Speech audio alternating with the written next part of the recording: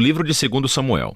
Confira o vídeo sobre o 1 Samuel, no qual foram apresentados os 3 personagens principais do livro, Samuel, Saul e Davi. E também ao conceito literário do livro, que primeiro apresenta Samuel e depois mostra a ascensão e queda do rei Saul, em contraste à ascensão do rei Davi. 2 Samuel conta a história de Davi como rei de Israel. E em 2 movimentos há uma temporada de sucesso e bênção seguida de uma enorme falha moral e as suas tristes consequências. E o livro termina com uma conclusão muito bem feita, que volta a refletir sobre o bem e o mal na vida de Davi, criando esperanças para que um rei venha de sua linhagem. Então, a história em 2 Samuel começa após a morte de Saul, e Davi surpreende a todos com uma composição de um longo poema onde ele lamenta a morte do homem que tentou assassiná-lo. E mais uma vez, o autor apresenta a humildade e a compaixão de Davi. Ele é um homem que lamenta até mesmo a morte de seus próprios inimigos. Após isso, Davi vivencia uma temporada de sucesso e bênção de Deus. As tribos israelitas pedem a Davi que unifique todas as tribos e torne-se seu rei. Sendo assim,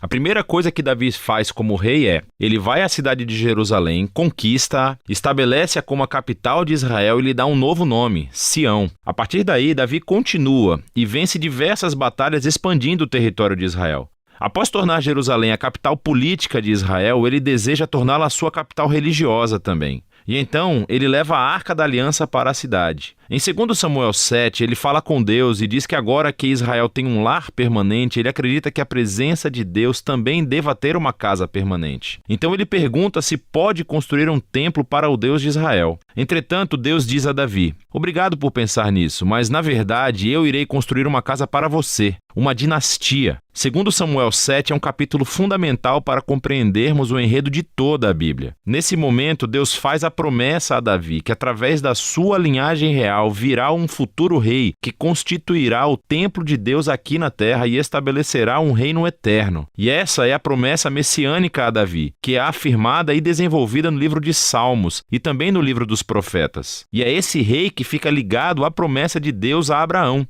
O futuro reino messiânico será a maneira como Deus irá trazer a sua bênção para todas as nações. E é aqui, no meio de toda essa bênção divina, que as coisas se tornam terrivelmente mal. Davi comete um erro fatal. Não é fatal para ele, mas para um homem chamado Urias, um dos estimados soldados de Davi. Do seu terraço, Davi vê a esposa de Urias, Batseba, tomando banho. Davi a procura, dorme com ela e a engravida. Então ele tenta encobrir a coisa toda, assassinando Urias e casando-se com ela. Isso é simplesmente horrível. Então, quando Davi é confrontado pelo profeta Natã sobre tudo isso, ele imediatamente assume o que fez. Ele está despedaçado, arrependido e pede a Deus que o perdoe, e Deus o faz. Entretanto, Deus não elimina as consequências das decisões de Davi. E como resultado da sua terrível decisão, a família de Davi, o seu reino, tudo desmorona. Isso transforma essa ascensão em uma história trágica, muito parecida com a queda de Saul. Os filhos de Davi acabam por repetir os erros do pai, mas de uma maneira ainda mais trágica. Amnon abusa sexualmente da sua irmã, Tamar, e o seu próprio irmão, Absalão, descobre tudo e manda assassinar Amnon. E então, Absalão arma um plano para destituir o seu pai, Davi, do poder, e dá início a essa rebelião de larga escala. E assim, pela segunda vez, Davi é forçado a fugir de sua própria casa e se esconder no deserto. Só que desta vez, ele não é um homem inocente. A rebelião termina quando o filho de Davi é assassinado. E isso parte o coração de Davi, e mais uma vez ele lamenta sobre o homem que tentou matá-lo. Durante os seus últimos dias, Davi volta ao trono, mas como um homem destroçado. Ele está ferido pelas tristes consequências do seu pecado. O livro termina com um epílogo bem elaborado, com histórias que estão fora da ordem cronológica, mas elas formam um projeto literário simétrico excelente. Assim, o par de histórias externas acontecem no início do reinado de Davi, e elas comparam as falhas de Saul e depois de Davi, e como cada um deles feriu as outras pessoas por meio de suas más decisões. O próximo par interno de histórias é sobre Davi e o seu bando de homens poderosos que lutaram contra os filisteus. E o interessante é que as duas sessões contam uma história que mostra a fraqueza de Davi na batalha. Então, em contraste ao Davi vitorioso dos capítulos 1 a 9, vemos aqui um Davi vulnerável que depende da ajuda dos outros. O centro do epílogo tem 2 poemas que atuam como memórias, e Davi reflete sobre a sua vida. Ele se lembra dos momentos quando Deus o resgatou do perigo graciosamente. E ele os vê como momentos em que Deus foi fiel à sua aliança e fez uma promessa a ele e à sua família. Os dois poemas terminam olhando no passado, relembrando a esperança da promessa de Deus de um futuro rei que construiria o reino eterno. Esses poemas e, logo, a promessa de Deus também fazem conexão com o poema de Ana que inicia o livro. Assim, essas passagens-chave do início, do meio e do fim do livro unem os seus temas por completo. Apesar da maldade de Saul e Davi, Deus continuou trabalhando em direção aos seus propósitos de redenção. Deus se opôs à arrogância de Davi e Saul, mas exaltou Davi quando este se humilhou. Então, a esperança futura desse livro vai muito além do próprio Davi. É um olhar para o futuro, para o rei messiânico, que um dia trará o reino de Deus e a sua bênção a todas as nações. E é disso que se trata o livro de Samuel.